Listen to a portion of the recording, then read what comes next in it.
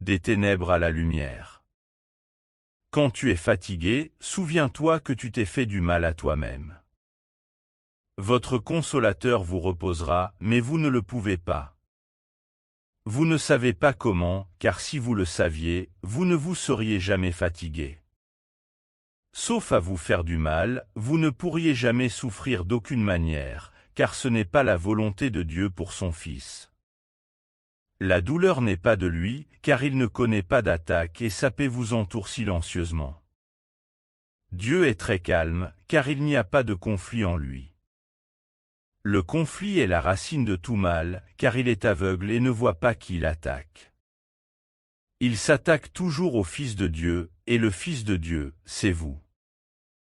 Le Fils de Dieu a en effet besoin de réconfort, car il ne sait pas ce qu'il fait, croyant que sa volonté n'est pas la sienne. Le royaume est à lui, et pourtant il erre sans abri. Il est seul chez lui en Dieu, et au milieu de tous ses frères, il n'a pas d'amis. Dieu laisserait-il faire cela, alors qu'il ne veut pas être seul lui-même? Et si votre volonté est la sienne, cela ne peut être vrai de vous, parce que cela n'est pas vrai de lui. Ô mon enfant, si tu savais ce que Dieu veut pour toi, ta joie serait complète. Et ce qu'il veut est arrivé, car cela a toujours été vrai. Quand la lumière viendra et que tu auras dit, « La volonté de Dieu est la mienne », tu verras une telle beauté que tu sauras qu'elle n'est pas de toi. De votre joie, vous créerez de la beauté en son nom, car votre joie ne pourrait pas être plus contenue que la sienne.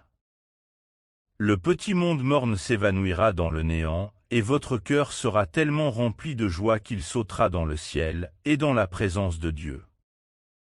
Je ne peux pas vous dire comment ce sera, car votre cœur n'est pas prêt. Je peux cependant vous dire, et vous rappeler souvent, que ce que Dieu veut pour lui-même, il le veut pour vous, et que ce qu'il veut pour vous est à vous. Le chemin n'est pas difficile, mais il est très différent.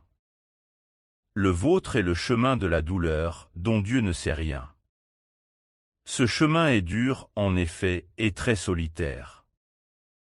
La crainte et le chagrin sont vos hôtes, ils vous accompagnent et demeurent avec vous sur le chemin. Mais le chemin sombre n'est pas le chemin du Fils de Dieu. Marchez dans la lumière et ne voyez pas les compagnons des ténèbres, car ils ne conviennent pas au Fils de Dieu, qui a été créé de lumière et dans la lumière. La grande lumière t'entoure toujours et rayonne de toi. Comment pouvez-vous voir les compagnons obscurs dans une telle lumière?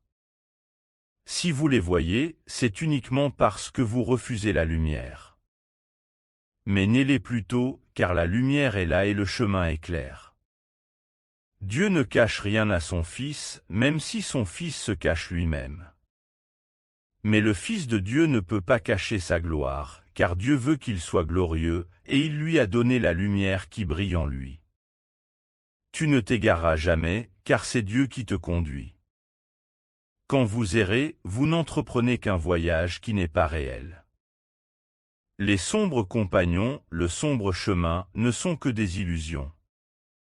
Tournez-vous vers la lumière, car la petite étincelle en vous fait partie d'une lumière si grande qu'elle peut vous balayer de toutes les ténèbres pour toujours.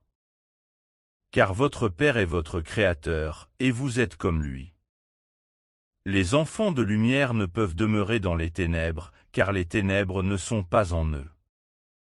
Ne vous laissez pas tromper par les sombres consolateurs, et ne les laissez jamais entrer dans l'esprit du Fils de Dieu, car ils n'ont pas leur place dans son temple. Quand vous serez tentés de le renier, rappelez-vous qu'il n'y a pas d'autre Dieu à placer devant lui, et acceptez en paix sa volonté pour vous. Car vous ne pouvez pas l'accepter autrement. Les enfants de lumière ne peuvent demeurer dans les ténèbres, car les ténèbres ne sont pas en eux. Ne vous laissez pas tromper par les sombres consolateurs, et ne les laissez jamais entrer dans l'esprit du Fils de Dieu, car ils n'ont pas leur place dans son temple. Quand vous serez tentés de le renier, rappelez-vous qu'il n'y a pas d'autre Dieu à placer devant lui, et acceptez en paix sa volonté pour vous. Car vous ne pouvez pas l'accepter autrement. Seul le consolateur de Dieu peut vous réconforter. Dans le calme de son temple, il attend de vous donner la paix qui est la vôtre. Donnez-lui sa paix, afin que vous puissiez entrer dans le temple et le trouver qui vous attend. Mais soyez saints dans la présence de Dieu, où vous ne saurez pas que vous y êtes. Car ce qui n'est pas Dieu ne peut entrer dans sa pensée, parce qu'il n'a pas été sa pensée et que, par conséquent, il ne lui appartient pas. Et votre esprit doit être aussi pur que le sien, si vous voulez savoir ce qui vous appartient. Gardez soigneusement son temple, car il y habite lui-même et y demeure en paix.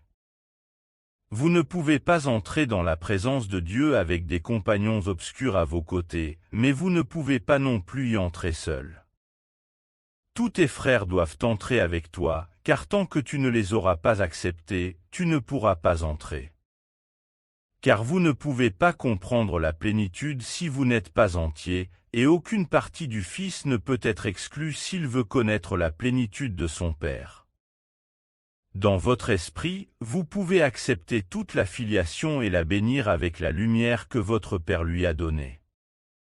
Tu seras alors digne d'habiter avec lui dans le temple, car tu ne veux pas être seul. Dieu a béni son Fils pour toujours. Si vous le bénissez dans le temps, vous serez dans l'éternité. Le temps ne peut pas vous séparer de Dieu si vous l'utilisez en faveur de l'Éternel.